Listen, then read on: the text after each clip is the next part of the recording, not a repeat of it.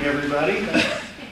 Welcome to the Board of Commissioners meeting today on the 17th. Please join me in the Pledge of Allegiance and followed by a moment of It's silence. still the 16th. The 16th, that's the second time I've done that today. Pledge of Allegiance to the flag of the United States of America and to the republic for which it stands, one nation, under God, indivisible, with liberty and justice for all.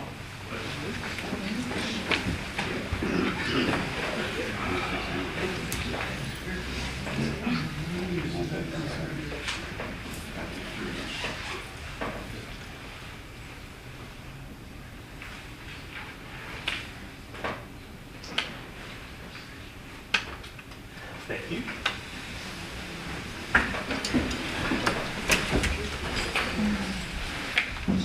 All right. Good morning, everybody. Happy that you're all here. We're going to kick off moving agenda item 3I up to the top of the pile because Commissioner Sweet may need to vacate early, and he was particularly interested in this one. Commissioner Sweet. Yes, sir. Thank you very much. Council has advised us that we should take this proposed public safety levy step by step and make sure that we're, at every step, we're working under the direction of the Board of Commissioners. The Board of Commissioners has already directed a group to investigate the possibility of the public safety levy. That step is well underway. Still perhaps some minor changes to be made, but it's basically we've gone through that step. The next step is to draft a ballot title proposing the safety levy, and this has to be done. The ballot titles have to be submitted by March 1, or else we're not eligible to have that on the May ballot. So just to make sure that we're keeping this option open, we need direction to prepare such a title for the May 2024 election. We have a motion? I move we direct staff to prepare a draft ballot title proposing a public safety levy for the May 2024 election. Wait a second. Any discussion on this question? Anybody in the audience? Anybody online? Got one.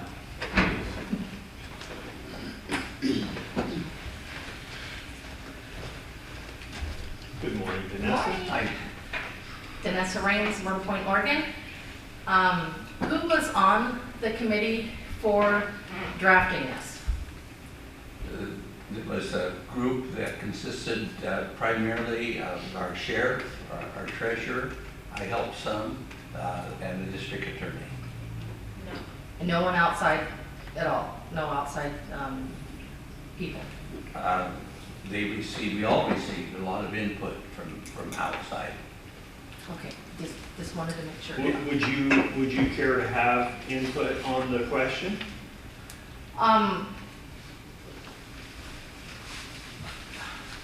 First of all, these were all county workers, paid county workers that are writing a tax initiative for people in this county. So we didn't have any public input in the discussion of that. That's why I question it. Yeah. And that's fine. There will be lots of opportunity for public input, but we wanted to have something to start the conversation with, and so that's been being prepared. That's the purpose of this next step. So there will have to be hearings before it's approved. And I imagine that text will actually come before us here in a BOC meeting. And that would be a great opportunity And for your input. we may want to do it in a work session. So this is going to happen before it's put on the ballot? Oh, absolutely. Oh, absolutely. Oh, Okay. yeah, no Okay. question. All right. No question about it. All right, Yeah. thanks. That's all, that's, Well, but Go for ahead. me, I'm not on the committee, but I relayed what my wife imparted to the committee was, she said she's inclined to vote for it, but she wants to know what she's gonna get for her money. Yeah, I'm just hoping this is not a wish list, and these aren't the essentials to do our public safety. That's the idea. Be no wish list about it. Okay. Be very, that's very what- specific. All right, thank you. Thank you, Dinesh. Thank you. Anybody else with comment? Mr. Castleman? Good morning. Good morning. Morning, Chris. I'm Chris Castleman from Coos Bay. I have two questions. First would be, what weight did you give the input from the public who voted down the last levy, the last election? I believe that was 2 years ago. How much weight did you give that consensus? And then secondly, I forgot my second question, so just answer the first. We've taken into consideration everything we could think of, Chris. Okay. Yeah. Yeah, and I'll add to that, it's true that the levy, the jail levy was voted down last time. This proposal will be targeted differently. It will, hopefully, through that different targeting, namely adding the district attorney to the beneficiaries of those monies, that issue will be restructured in such a way that's more palatable to the public, and the vote will tell the truth. So we'll see. Thank you for that. Any other comments? I'd ask the sheriff to One more. tell everyone here that and the treasurer, that there will be a special fund created for the use of this money. It will go into that fund. It will be audited. It will only be used for the purposes that will be stated in the ballot title. Right. And that's actually by law required. We break the law to use it in any other way. Dinesh? I have one more. So if something's decided on the ONC lands, April, I guess this levy is for 2025? 5 years. It'll be the ballot, the election, actually it'll be voted on in the primary election. So that'll be the decider. It'll be a 5-year levy. If we happen to win the ONC case in the Supreme Court, Yes. it's probably going to be 3, 4, 5 years before we start to see any yield from that anyway. So does that mean the taxes will come down? Will be a caveat in that to bring the taxes back down if those ONC lands are put in? Because we don't want to see double dipping here. Well, it's not double dipping. It's if the ONC case, if we're successful there and we see Yes. those revenues start to flow, then that will, I suppose we could potentially see a situation where for a year or two we build a little bit of surplus until the levy retires. I don't think the people would like that. If you want to see the levy go away at some particular revenue volume from a successful ONC pursuit, then that's certainly a discussion that we could have about incorporating that language into the levy. I think that's very important because then people are going to see that we're getting money that was Well, rightfully ours in the well, first place. And yeah. then you turn around and tax them and you continue that tax. That's just exactly what our federal government's done to us in our income tax and everything else. I assure you, that is not our desire or Okay. intention in Let any me wise. comment on some of this. I think the most that we could expect out of the Supreme Court decision would be that in the basis of the whole suit against the BLM was that they needed to harvest at least 500 million board feet a year from the forest lands, from the ONC lands. They've been harvesting about 250 million feet. And that 250 million feet, Bob, correct me if I'm wrong, equates to us in how many dollars? Well, it's 5.7% Well- of that. To back up on all that, being the Vice President of the ONC Association representing the 18 Western Oregon counties, we have been in the courts now for 5, 6, 7 years, going to each federal court. Mhm. We are supposed to get in the audience with the U.S. Supreme Court in April. When we get a decision, it's going to take multiple years for the BLM to change their process, even if they adhere to the court decision, the resource management plan that they're currently under and they devised, and it's, in my opinion, ridiculous because it doesn't harvest much of anything.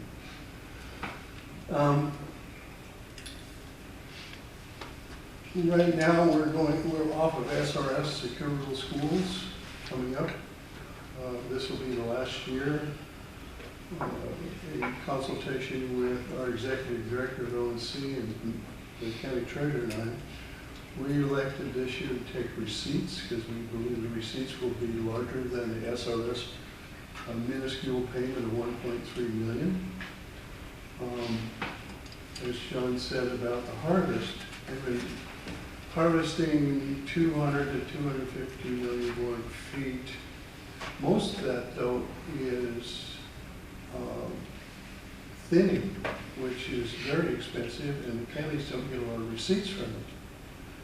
The maximum under the 1937 ONC Act for harvest is 500 million board feet. The growth rate on the ONC forest at 2+ million acres is 1.2 million board feet per year. Billion.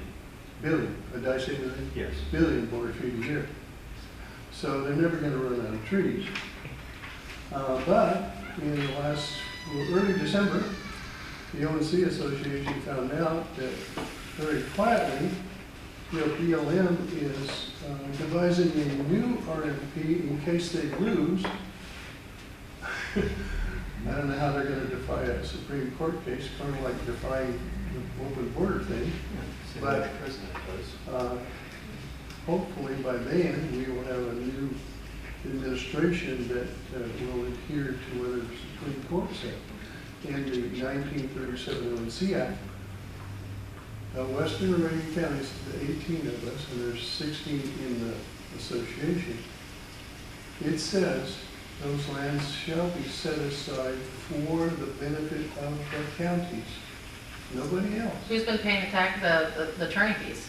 Huh? Who's been paying? All of the counties together. So you get those back too, right? We will get it through the receipts. And is that gonna go back to public safety, or is, if you get it back? It would be substantial, like I said in various meetings.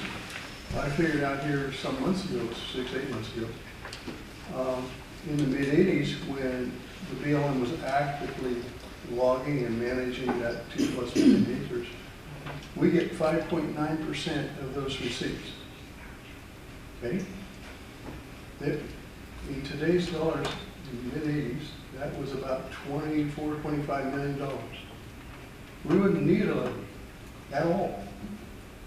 It would be my opinion that we would not have the levy if that came in, but So it's not going to happen overnight. how That's- critical is this to get public opinion to our Supreme Court at this point, to Well, we plead our have case? about 20, I think 24–25 senators signed on as amicus to the court on our behalf. And none of them are from the state of Oregon. Correct. None. Zero. So how important- I think federal representative from Eastern Oregon has signed up.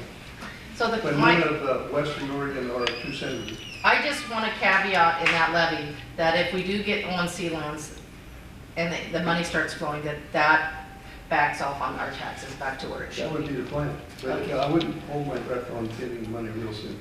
Well, you're gonna get money from logging, and then you'd get money from the people, so more than they. Well, yeah, we want to Okay. make local communities viable again. I mean, they kind of make all these, I remember as a kid, my goodness, in Coquille, we had jewelry stores. We had a auto dealership right across the street. It was not a crazy, it was a Chevy dealership. We had all kinds of department stores. It was amazing. And we'd have logging jobs. Yeah, So- everybody had a job that wanted one. In any case, it is certainly not the intention of this board to impose, I mean, we're not going to impose anything. It's a vote of the people.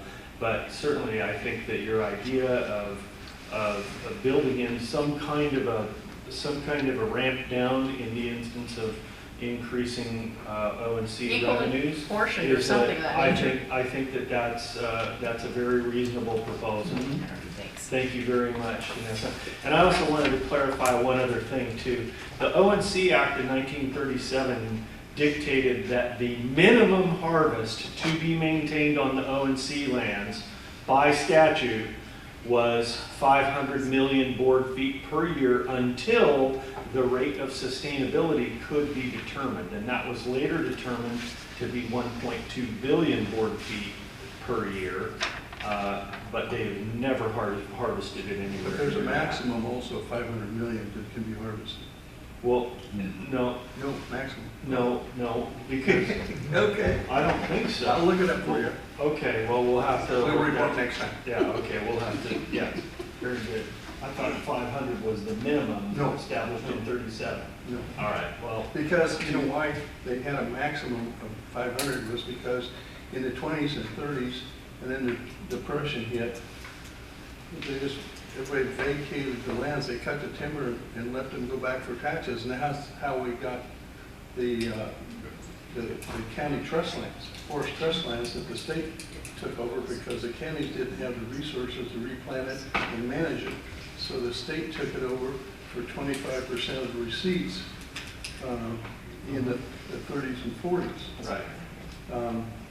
And even into, I believe, into the early 50s, some counties still transferred some of their repossessed for property tax back to the state. In the form of trust lands. The trust, yes, it was supposed to be What really- 25% for the state and 75% when they started harvesting for the counties. Right. And you all have 7,422 acres in Coos County. And most of the time, guess what? We got zero. And when I started writing about it, we got about 200,000-300,000. But they made most of it bird circles. So imagine that. All right, So I so could go on forever. do we have any other Irritated it is. any other commentary on this agenda item? Seeing none, all in favor? Aye. Okay, next up, request, item 3A, request approval to order purchase a new 2024 Kenworth T880 dump truck. I don't see Mr. Slater, so. I can do that if you'd like me to. I'm right up to speed on it as well. So the roads department, we had previously authorized looking at this contract for a new 2024 dump truck from Papay. This truck was quoted from the NJPA Sourcewell contract 060920 KTC and will be in our 2024-25 equipment budget not to exceed $275,000. Motion? I move we approve the purchase of a new 2024 Kenworth T880 dump truck from Pathé Kenworth not to exceed $275,000 in fiscal year 24-25. Second. Okay, any discussion? This needs to also be run through the budget process and approved, I believe, but this will allow us to get it on order.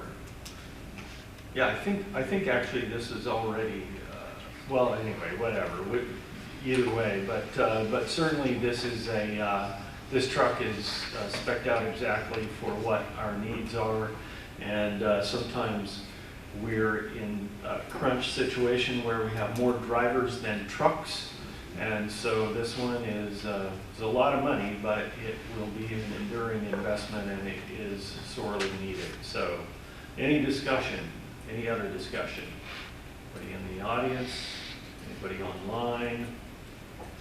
Seeing none, all in favor? Aye. 3B, approve intent to award contract for environmental monitoring, reporting, and consulting services contract for Coos County Solid Waste Department to PBS Engineering and Environmental. I don't see anyone from Solid Waste here. I can Commissioner take Sweet? that from Mike, yes. As we mentioned before, we've put most of our old solid waste dumps into closure.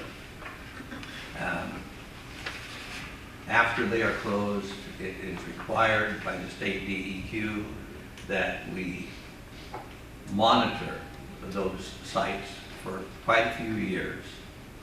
And it requires, the monitoring requires input from people that are skilled in doing that type of thing. We don't trust people like Bob and me and Rod who go out and say, yeah, this looks okay. So, the the company did this, either went out of business or at least the fellow who did that work for it. He retired. So I move that we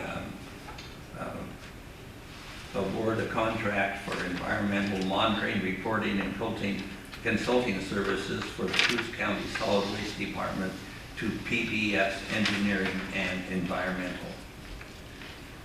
Second. All right, any discussion? And this was the only proposal we received for this. What is the cost? I don't see it. I think it kind of varies by the time they spend on the job each year. I don't have the cost on it. That's fine, but how much?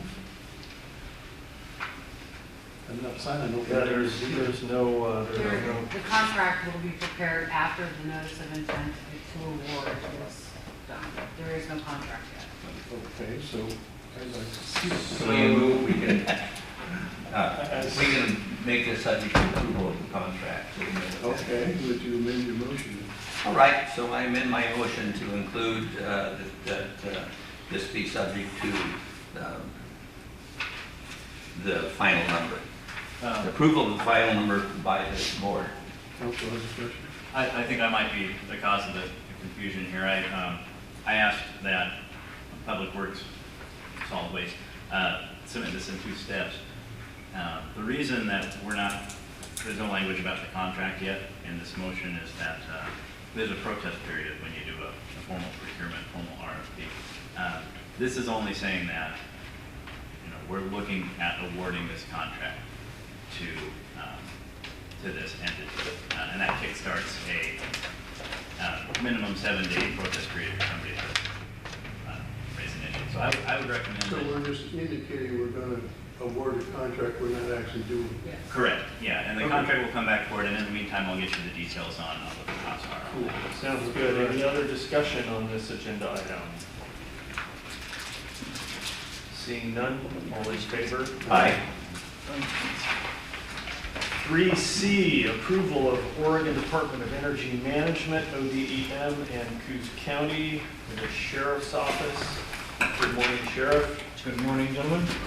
Thank you, Commissioner.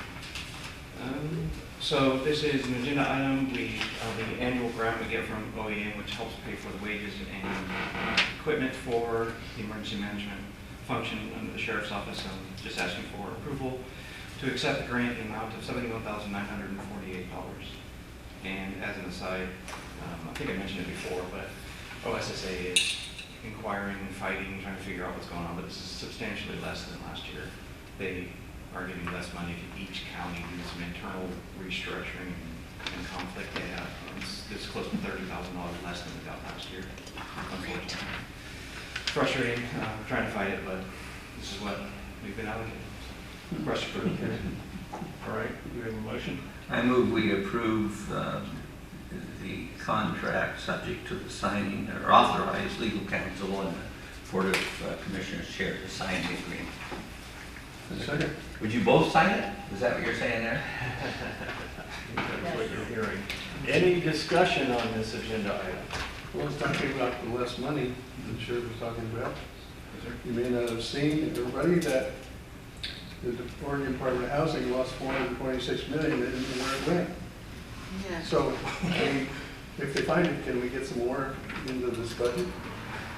That would be nice. That would be nice. Any other discussion? Anybody in the audience, online? Seeing none, all in favor? Aye. All right, 3D, radio tower antennas. Sheriff? Radio tower antennas. So part of the initial contract statement of work with Codan Daniels when we did the radio tower upgrade, we chose to keep the antennas that were currently on there, hoping that we would have a longer lifespan to help keep the price down, the initial cost down. Unfortunately, we're finding that those are fading pretty rapidly. So we're going to replace them with some antennas that are specifically for the saltwater environment. The ones that are on are 15 to 20 years old. Hopefully we can get at least that much out of these as well. So we did go off quotes, make 3 quotes. The lowest that we got through Comparada. And we should have the quotes attached if we want them. But request approval to purchase, spending approval, up to $42,000 in case the product changes at the time of order, so that's it don't count for any kind of change in shipping. That's the amount. And this will cover all of the outstanding antenna problems that we're having right now. Okay. Motion? I move we approve purchase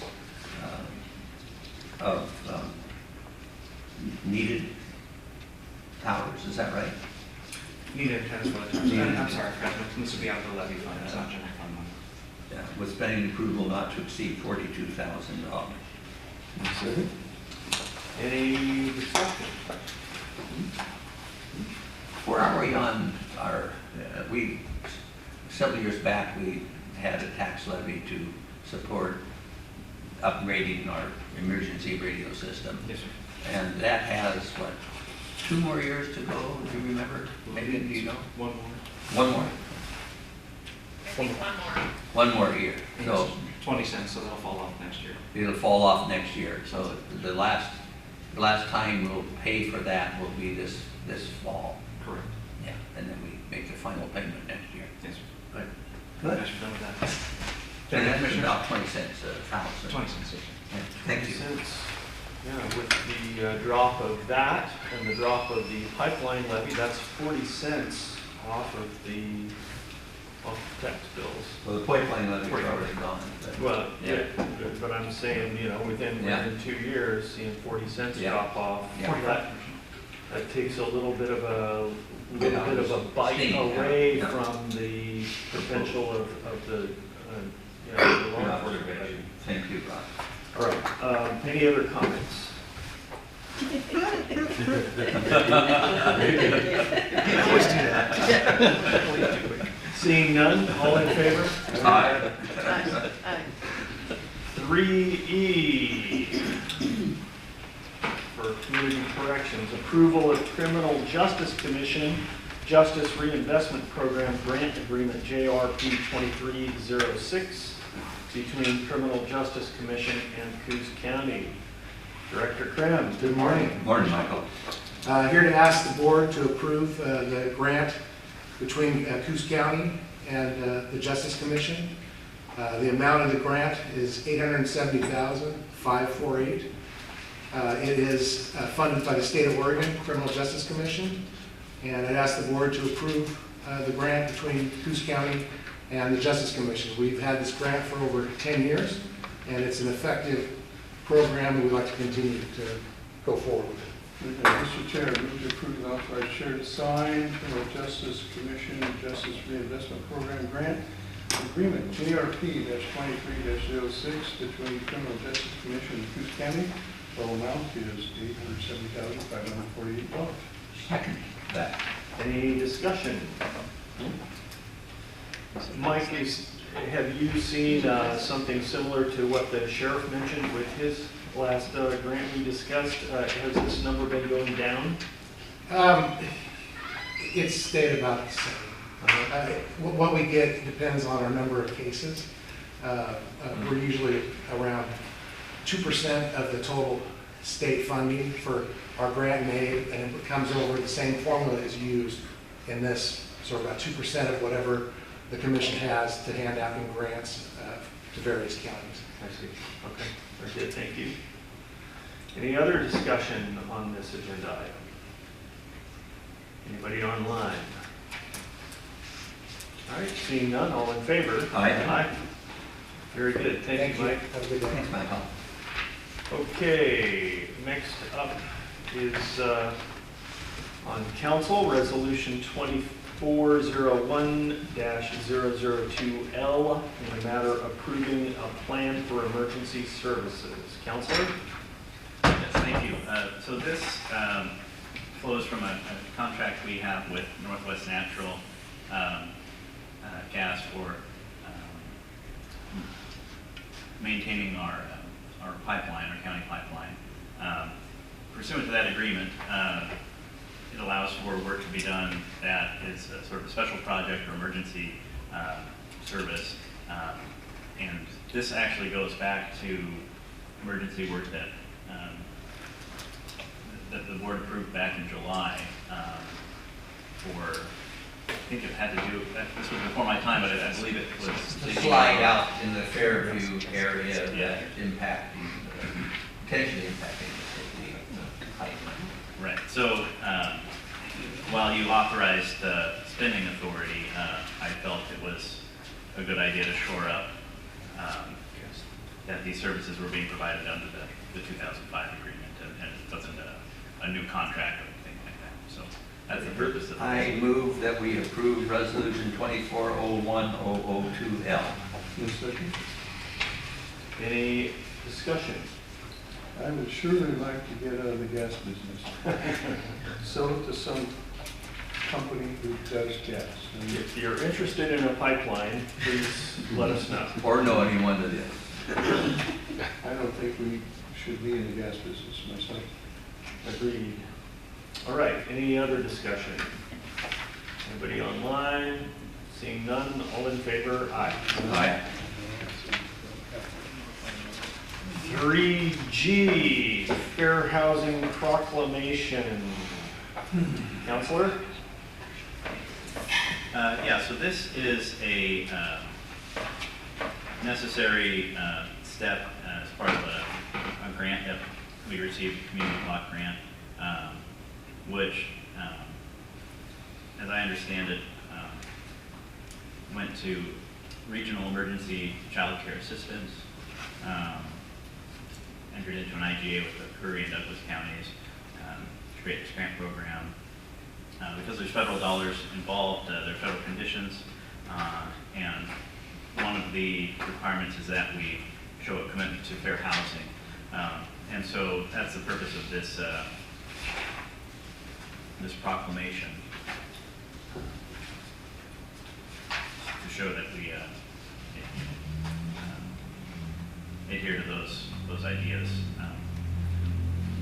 And it would be declaring April 2024 as Fair Housing Month. All right. I move we adopt the proclamation number, no number on it, declaring April 24 as Fair Housing Month, April 2024 as Fair Housing Month. Okay. Second, I guess. Second, and that opens for discussion. I'm going to opine on this for a moment. So we're all in favor of availability of housing to everyone equally,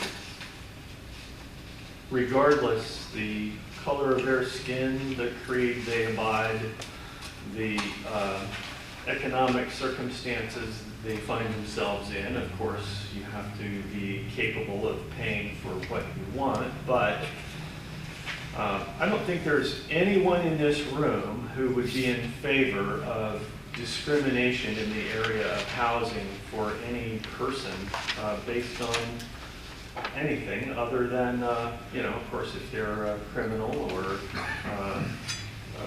don't have the ability to pay or something else reasonable that doesn't have anything to do with their character or their circumstances beyond their control. That having been said, the way this proclamation is written is problematic in my view. I think that there is too much kneel to wokeism here that assumes something that is not true, and I am not inclined to vote for this. I am inclined to table this issue pending a rewrite of the proclamation to more accurately reflect what reality really is and the actual views of the people of Coos County and this Board of Commissioners. That's my comment. I'm certainly fine with that. And Do we have any timeline on this that we have to meet? Be before April. This is ending a program, and I'd like to get it ended, but Yeah. So I would have to check with the grantors, but I believe if we change the wording, it will not meet the requirement of our fair housing activity that is required by the grant, and we won't be able to close the grant. We will have to find another activity, which we are really running low on because we have done quite a few of these grants in the past few years. So it is likely whatever activity that we do have to complete will cost money. This one is free. The first one we tried to do was flyers. I think we tried to, flyers or brochures or something like that. We, And they turned those down as a. because we've already done it, and we've already done the webpage, we've had a fair housing training in this room. We're really running out of options. Okay. To be clear, this language came suggested that it was sort of Yeah. model. So, I mean, Well, I'm we, eminently pleased to hear that you didn't craft this yourself, Counselor. So if I understand correctly, Megan, what you're saying is that basically they dictated to us what the text of this must be. Is that what I'm getting? No, we looked to another local public body for Okay. example, I think it's. All right. well, the state agency that administers these grants, I believe, gave us sample language. From, And- of course, so Yeah, I don't know I who don't- wrote it, but no. I don't know what we can change and still meet the requirements. All right. Well, if a couple of these things are not changed, I'm not going to sign this. So it's going to change, or it's not going to happen because we can't. it gets us out of the program. And so, Well, to that end, when we're out of the program, it's kind of meaningless. Right. Well, I mean, I think we want to. So to that end, I'd rather go ahead and vote on this now so we can get out of this program. so maybe I misunderstood. This is to end the program. Right. This is to close out the grant. Okay. And then Which- we won't be involved down the road. It's community development block grant, yes. Okay. Okay. Well, is there Change your mind. still a disbursement then pending on this? Or have we already got all the money? We have gotten all the money, and it has been run through the county and passed on to other people. Uh-huh. So if we don't do all the grant requirements, Uh-huh. we'll have to pay it back. Uh-huh. And it'll just come out of our, because we've already given the money away. Okay. How much was this? Do you recall? It was $500,000, 500,000. Uh-huh. Yes, but we didn't spend it all. Okay. All right, so and a deadline? Until we do all of the requirements, it won't be able to close out, and I believe the grant period's already ended, and so this is the last piece they're waiting for. Mhm. So I don't know the legality of it, what happens if we don't. Okay. But if So, we don't follow all the grant requirements, we will have to pay the money back. So this header is a little bit, I guess, misleading. It says the final activity is to adopt a proclamation declaring April 24 as Fair Housing Month, but really it's about the grant and closing it out. Mhm. So that's where my confusion is. So for, We have to to- close out the grant, we have to perform a fair housing activity. And this is that fair housing activity. Okay. Yeah, okay, got it. Very good. Formality. Shall we Right. All right. read? I take it back in.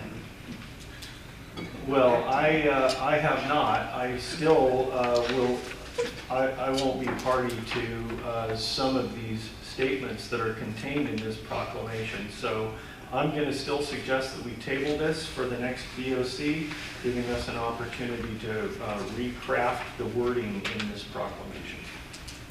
With all due respect, doesn't it only take 2 votes? It does. Okay. I'm just trying to sway my fellows, I that's all. asked for the question. All right, the I question appreciate it. has been called. If there's any other further discussion, Can, Mr. Chair, or Commissioner Sweet restate the motion? I think it was very simply to adopt the declaration, adopt the proclamation declaring April 2024 as Fair Housing Month. Okay. Sorry. any discussion in the room? Any discussion online? Seeing none, all in favor? Aye. And I am opposed. Thank you. Thank you. All right. I move we approve the consent calendar. 3H. Oh, sorry. Yep. I'm sorry. I jumped ahead. 3H, this is an income survey for a community development block grant application for the Green Acres RFPD. I'll introduce this. Green Acres RFPD is considering asking for a CDBG, a community development block grant. And the first step is for an income survey to be done to ensure that they would qualify for the grant. The funding source for this is from Green Acres RFPD using their own funds. And just as a recap, this is coming out of the fact that the Green Acres Fire Department has lost their lease on their fire hall and are desperately needing to either build a new hall or find another building. There aren't any other buildings available in that area that would be suitable. And so they are looking for this block grant in order to fund their construction project in need. So with that, do I have a motion?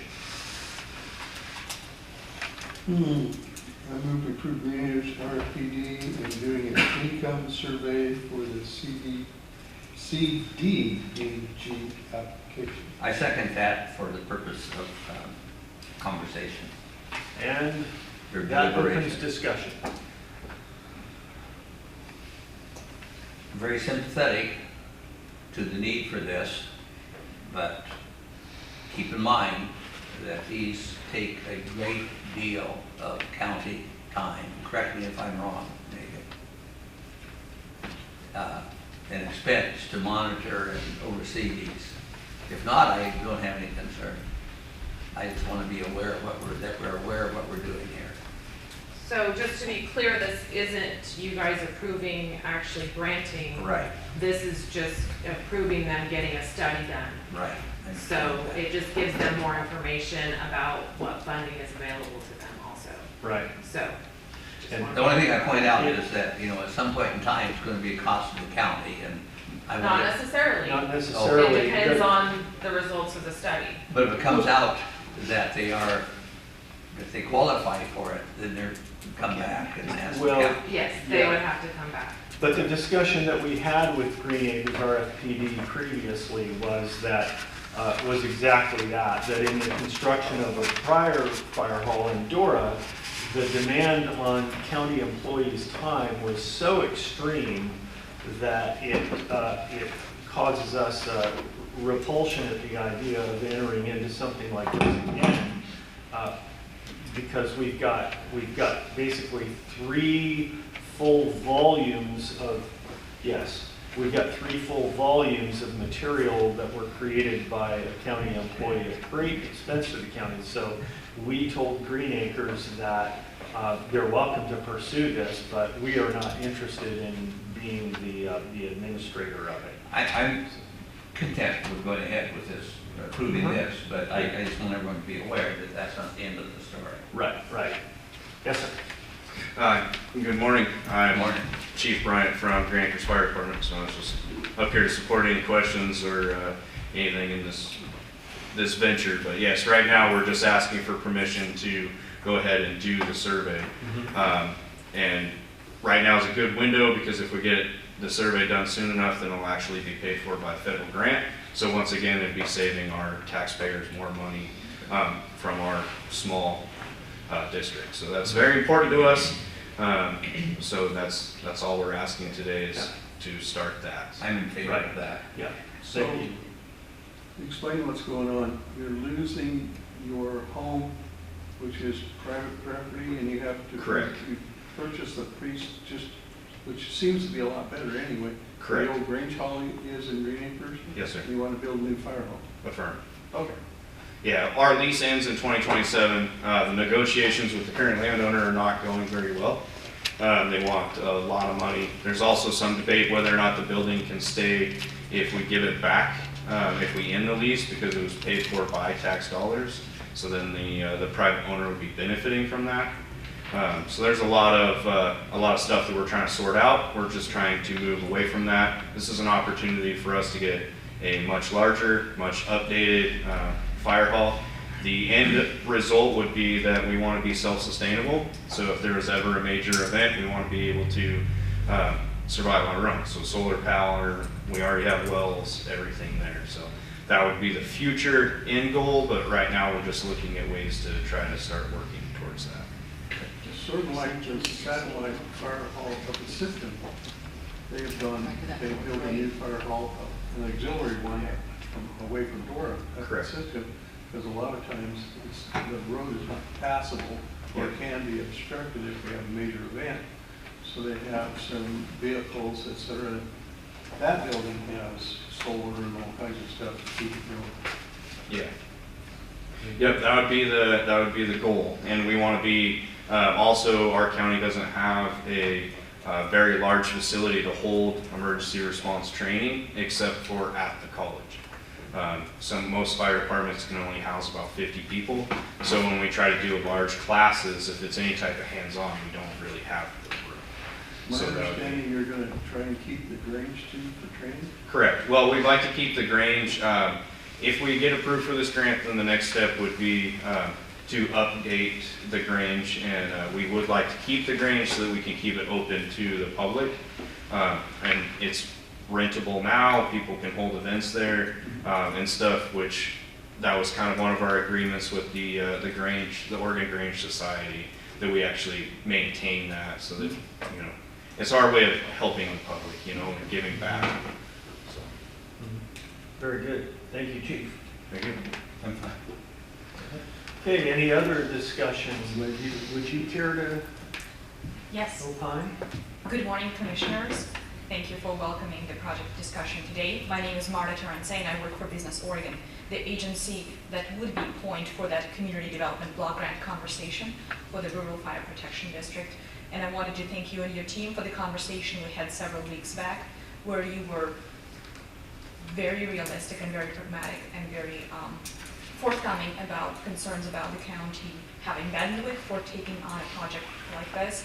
And regardless of the outcome of the income survey that is for approval before you today, that's going to inform the funding conversations for this project going forward. So thank you for the homework that you did in researching the county's readiness to assist in the future. And we will keep the county very much informed of how the income survey project goes. Thank you. Thank you, Marta. Any other discussion on this agenda topic, agenda item? Seeing none, all in favor? Aye. Consent, Will we approve the consent calendar? Second? all in favor? Aye. Aye. With that, thank you for expediting the meeting. All right, Okay. so we'll move right into Commissioner reports. And I'll open by saying there will be no report from Commissioner Sweet today. Save you that. Woo! Man, That's a good positive. So it's been an interesting couple of weeks since our last BOC. Couple of topics of note for me. First and foremost, I would like to commend and congratulate my colleague Commissioner Maine on his decision to file to run for his seat one more time. Yep. Thank you, Commissioners.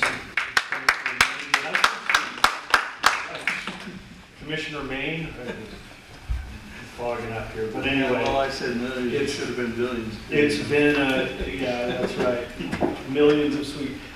It's been a great pleasure so far to serve with Commissioner Maine, and he's a source of immense knowledge and wisdom to the benefit of the county, and I couldn't be more pleased that he has decided to run for another term.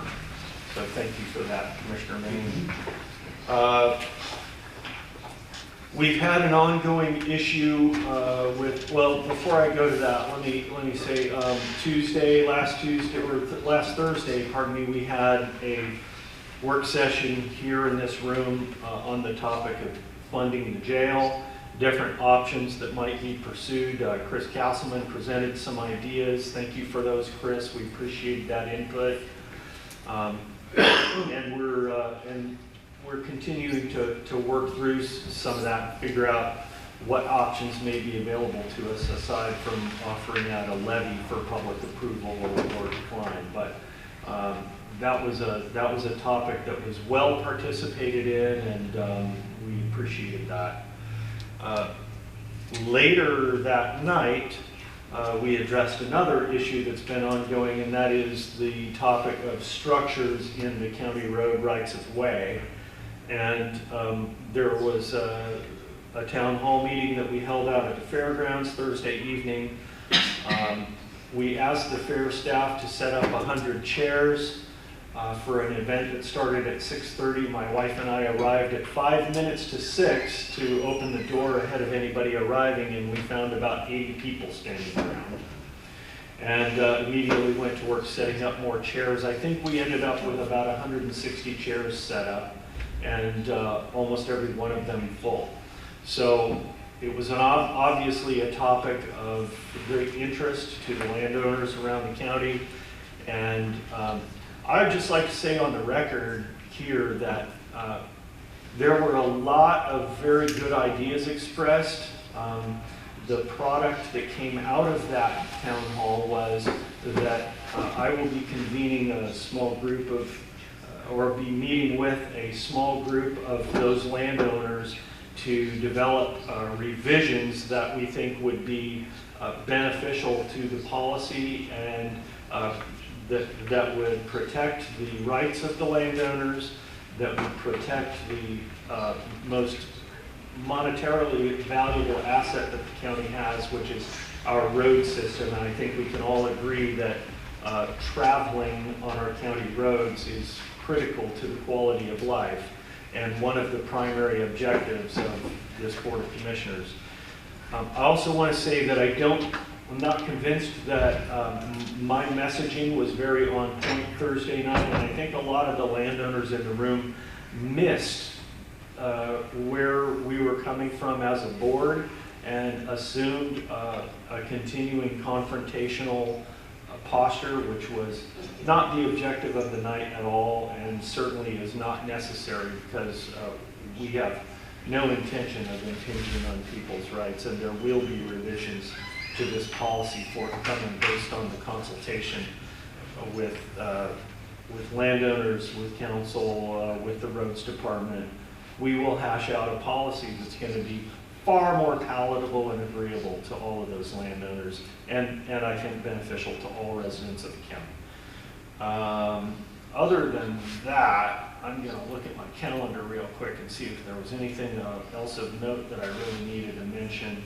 I think I'll leave that one alone. Okay, that is all I have. Last week, we had leadership coups here. Probably, 30, 40 people from various aspects, from Coast Guard to hospital folks to SWAT folks. All kinds of people were here. Each one of us took a portion of the county operation and explained what, at the 90,000 foot level, what we do.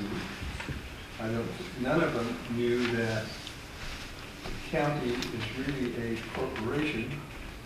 We have a $140 million budget, but only about 6+ million is general fund. They didn't realize that that's all that goes to the county and their property taxes. None of them had when I asked the question, none raised their hand. None of them. None of them knew, well, I should say that in a previous meeting, folks were indicating commissioners could just tell the sheriff how to run the jail or how to do this or how to do that.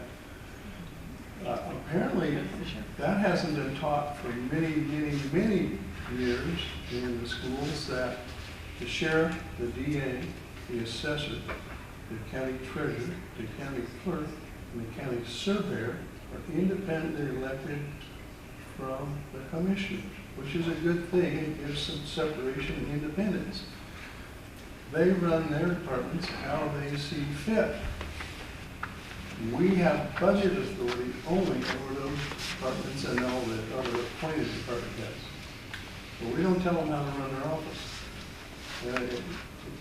Some people don't really realize that. And some are up there in years that didn't know that. Let's put it that way. We had a meeting about there's a roadway that's been there since the 1800s in Allegheny. It goes up to the church and the cemetery, and some of the landowners and the church people and people who go to the cemetery have been going at it rather strongly. We had a meeting about it, and we will have another one. We have to go through a legal process to declare it a public access road. So that will be coming up here in a bit. Hopefully, once that happens, the controversy will go away. Like Rod said, we had a rather lively fencing meeting in Little Point at the Oaks Pavilion Fairgrounds. But I counted over 150, and I didn't see everybody, but I was sitting there just counting. And our primary purpose was to go and listen to the concerns of the ranchers, farmers, and landowners there. It, at certain points, got rather interesting. Some folks got really excited. I think I spent yesterday in here a few hours writing down all the notes that people, I wrote them all down, their comments, and I have come up with a solution independent of Commissioner Taylor about resolving this whole issue. In other words, I don't care if your fence is down, go fix it. You don't need a $150 permit. You don't need a permit at all. Just go fix your darn fence. Whether the tree blew down on it, the cows got out, somebody ran through with a vehicle, whatever. Why would the county care in the first place? It doesn't make any sense to me. We have more important things to do, like cleaning the ditches and culverts and fixing slides and all that kind of stuff. I don't know why this became an issue in the first place. I did learn a lot about how the county is operating that I didn't know in that meeting. It was a bit surprising. I didn't even say a word in the whole meeting, just listened. Not much. Other than, how come we didn't turn the heat on in the building? Rod said he did, but At 2 o'clock. it was about 40 degrees in there or so, same as the outside ambient temperature. What else? All three of us participated last week in the SABEMP meeting. The SABEMP is the Coos Bay Estuary Management Plan for the Coos Bay Estuary. We met along with the councils of Coos Bay and North Bend. That is, I don't know how many thousand pages, but it seems ridiculous to have that many pages, but I guess it's necessary based on various directives. But we had some good comments. We had some comments from industry, et cetera, which was helpful. I think we all three public bodies agreed to implement it with a citizen committee for review. So if somebody out there wants to be considered, we only have a certain amount of spaces or seats, but we'll consider everybody who's going to want to apply to be on that committee. I would hope we have a mix of various interests, ranching, fishing, industry, environmental, etc. So we get all kinds of different views on this thing. Last Saturday, I'm on the board of the Oregon Anglers Alliance. We have, in the last 3+ years, we have hopefully 65,000 affiliate members. We were discussing hatchery production, etc., which we were talking about the new bright spot on the Coquille River and we have 2 folks here that are on that group. The Lewises, raise your hand please, I think you probably don't want to stand up, but It doesn't matter if I stand they up have or been not. successful, along with other people, including the Coquille tribes, of restarting the hatchery at the high school. Now, for quite a number of years, you know, that no fishing was allowed in Coquille for salmon, period. Well, and then they just continued to hatchery salmon, or at the high school. And various people tried to get it started, and tried to get it started, and tried to get it started. And I think through the efforts of our local folks and the tribe, talking with all kinds of folks, including the governor's office, that it is now restarted. Correct. And that will bring some more salmon back, because if you don't know, some groups who want native fish only, that's non-hatchery raised fish, even though, my personal opinion, they're the same fish, but it doesn't matter. Only want natural fish up in the upper portions of the streams along the Oregon coast. They don't want any hatchery fish at all beyond Taiwan. They've successfully gotten hatcheries shut down all over the state. They actually moved the Chinook fishery hatchery that was up at the old scout camp up on the Melacoma.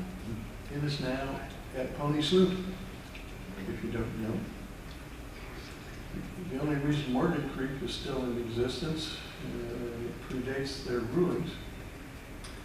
They've reduced, ODF and W, the Fish and Wildlife Commission, etc., and these environmental groups have gotten the ear of the state and reduced and reduced and reduced and reduced the hatchery releases. Therefore, won't have fish much anymore. I guess I'm that happy in my comments. I'll addend my comments to say that my wife and I attended the Coquille River STEP meeting on last Tuesday, and we were delighted to hear the results coming out of that program, and are very hopeful for the restoration of those incoming numbers of salmon into the Coquille very soon. And we have an announcement too. A new appointment to the Fair Board. Oh, yeah, that's right. New appointment to the Fair Board as of last week. Pam Lewis, congratulations. Yay! All right. I think that ends our commissioner comments. Citizen comments, Mr. Steve Rare.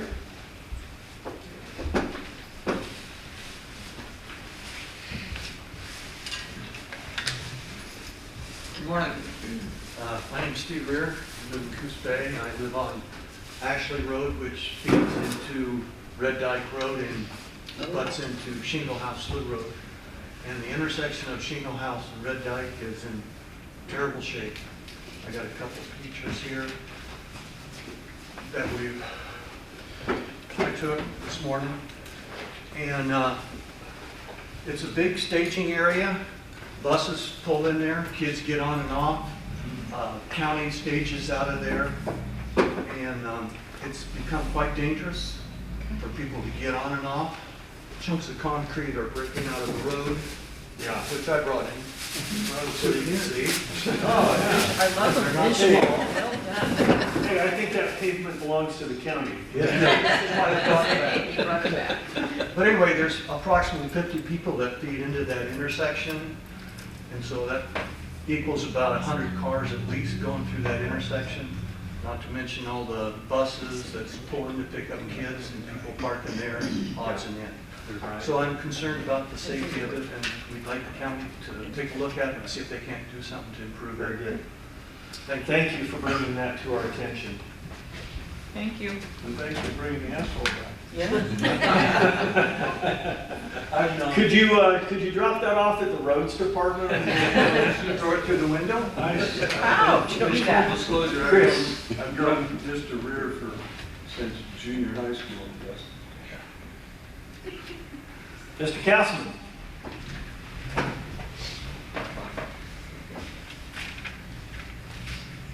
Hi, I'm Chris Castleman from Coos Bay.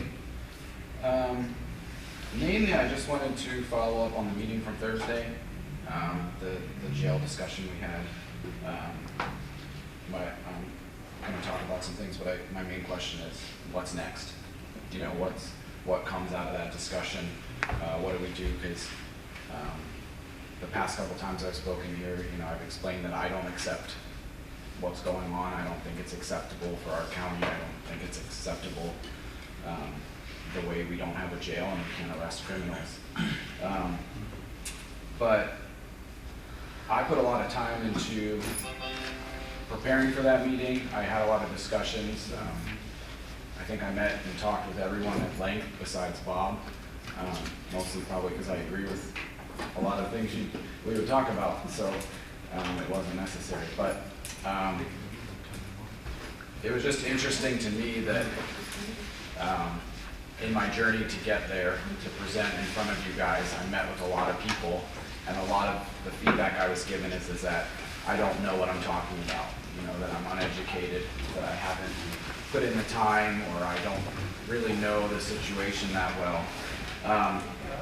So I did, I put in the time, and I talked to the players, I talked to the sheriff, I talked to the chief of police in Coos Bay, I talked with some officers, I listened to the police scanner, so I'm educated on the crime side of it, and then I requested 21 years of the county budget, and I analyzed it and went through it and looked at the numbers. I discussed those numbers with the sheriff, with Rod, with John, and so anyway, so to get there and come into the meeting, it was kind of incredible for some of the people that were there.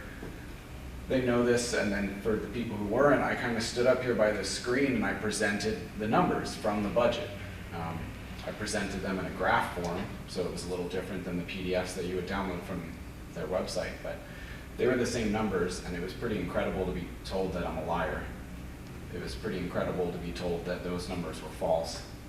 And then the other incredible thing from that meeting was hearing from county council that the criminals that are not being arrested because of the jail being full, he explained that they are petty criminals, that they apparently don't meet some sort of criteria that he would consider them being a menace to society. He referred to them as petty criminals, petty crimes, and I hope that you educate yourself a little more on that, because they're not petty. I don't know if you've ever had your car stolen or your house burglarized, but those are the type of criminals we're talking about. Yes, there are also people who are doing very petty crimes and being bounced from jail because of that. Yes, that is a fact. But it is also a fact there are people stealing cars, burglarizing residences on repeat, and being bounced from the jail due to overcrowding. Not because of some Senate bill or anything else, but due to overcrowding. The police departments, I believe, in every city offer ride-along programs, so I would welcome you to those. Police scanners are also $100 or cheaper. You can listen to the radio traffic all day long of people being booked and released. You can sit at the jail while you do your work and watch those people being brought in and then released back out into the streets of Coquille. Sometimes they do make them take them back to their precinct, but they're being released all day, every day. And you can ask the booking staff what crime they're being charged with.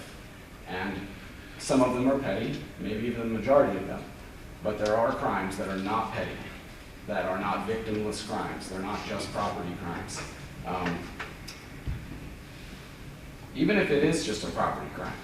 I own a Chevy, 85 Chevy Scottsdale. It was in my girlfriend's family for a while. Put a lot of work into it. It's a really nice truck. And it would not be petty if someone stole it. I would hurt them. Because right now they're going to be booked and released. That's a fact. We don't hold people right now on Grand Theft Auto, or as they call it here, UUMV. I don't know why they call it that. So anyways, back to my main point. What comes next?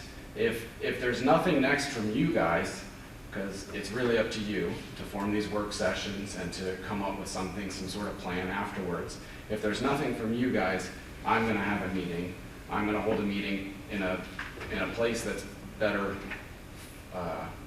access, at a time that has better access, probably in Coos Bay, probably in the evening. That would be my suggestion for you guys. The meeting we had on Thursday was not well attended at 9 a.m. on a Thursday morning. That's not really going to get people to participate. So that would be my suggestion, but again, ball's in your court. If you guys want to hold that meeting, have another work session that it's at a time and place that's more accessible, that would be wonderful. I think it would be productive. I think it would be useful.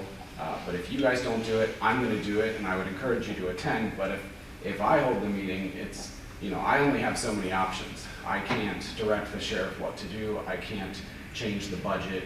I can't hire or fire people. I can't do that as a citizen. But as a citizen, I can help people set up cameras at their house. I can help them learn how to shoot a weapon.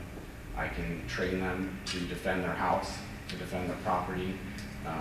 I can also respond when they call me. Right now, I have business owners that do not call the cops first. They call me, they call my friends, because we respond and we take care of the problem.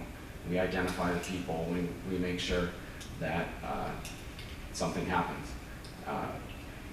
Anyways, so that's reality. If you guys want to continue down that road and continue that reality, that's on you, it's not on me. I would prefer that there be some sort of diplomatic, political solution to this. The levy's not going to pass. It's going to be a situation where you guys are faced with the possibility of defunding the police, defunding law enforcement.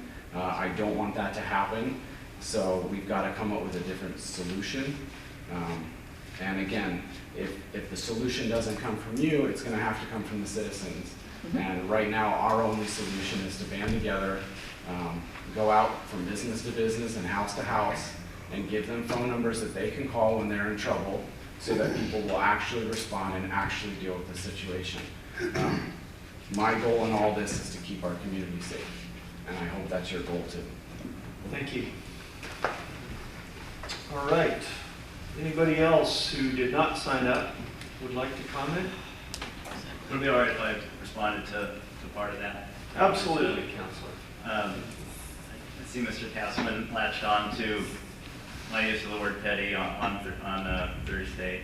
And I may have misspoke there. I mean, I do understand that the impact that these sorts of crimes can have on individuals. I used that word to help emphasize the point that an emergency declaration is meant for something of a higher magnitude, life-threatening situations. And so I should have probably said we're talking mostly about property crime and left it at that. And I do appreciate Mr. Kaufman saying that good, at least some chunk of property crimes are petty. There's a chunk of them that aren't, so I duly noted. Point stipulated. Okay, anybody else? Yes. Yes, Pam?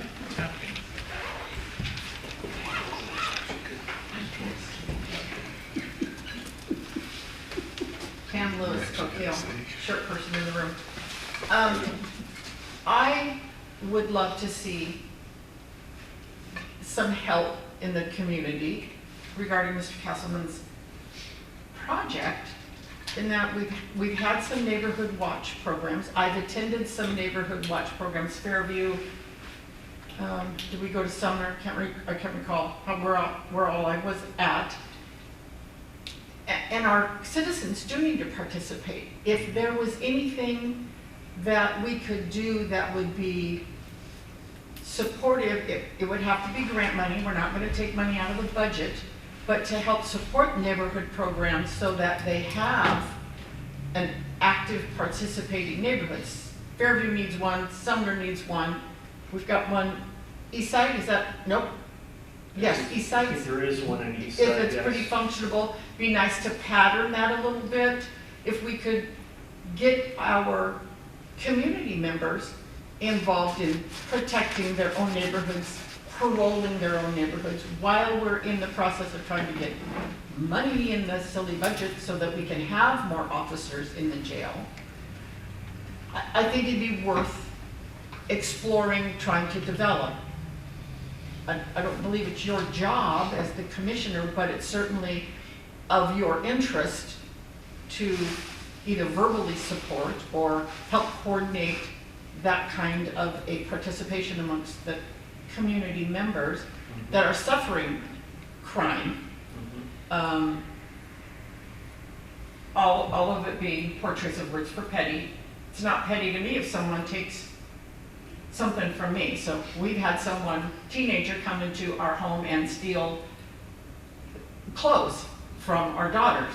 Wasn't petty, felt really invasive.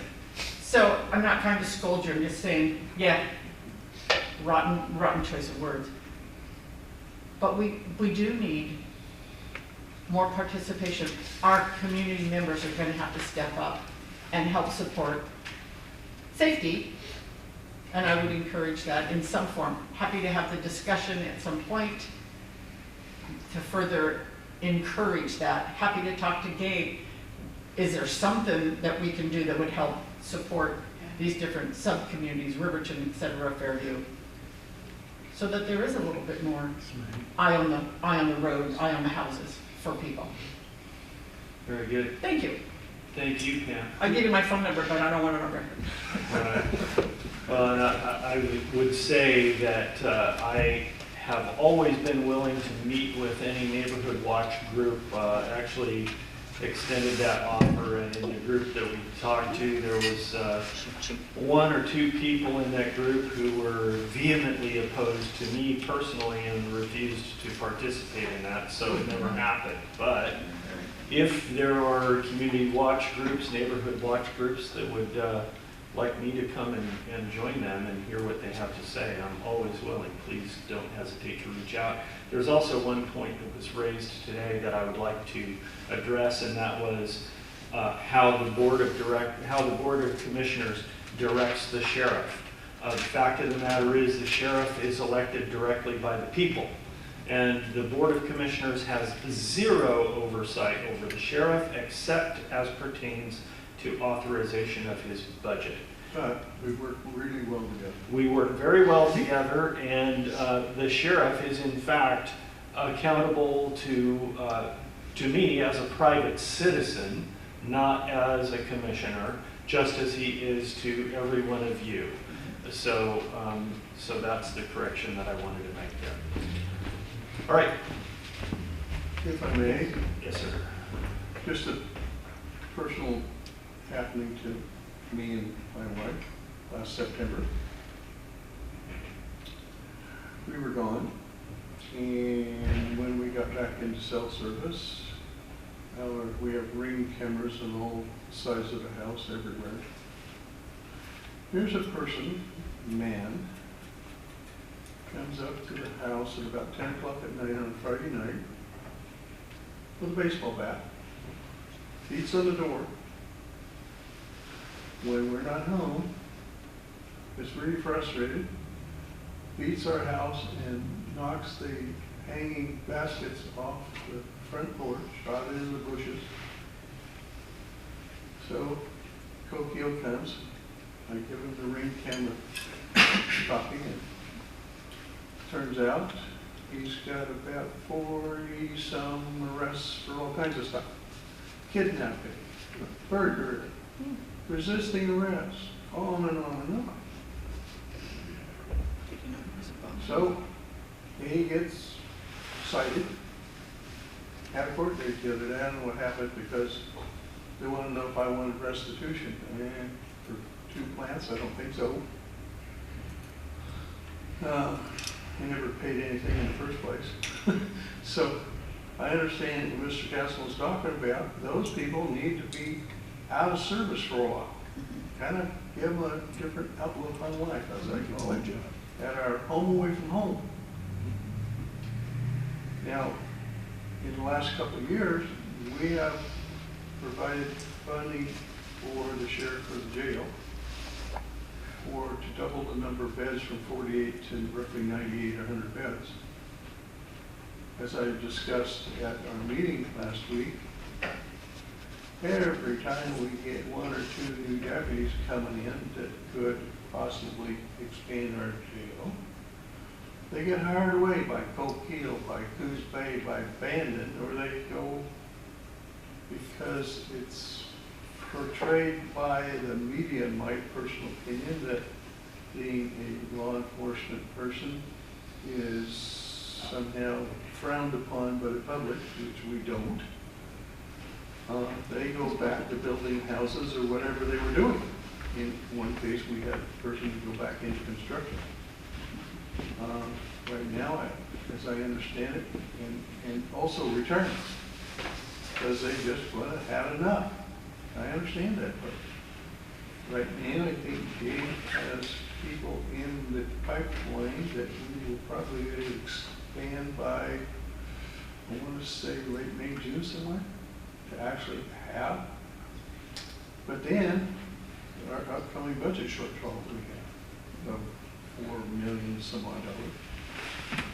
And the discussion we had the other day about taking funds from other non-general fund departments because it is quote emergency, as reviewed by an attorney, outside attorney firm and our county council, cannot be claimed as an emergency.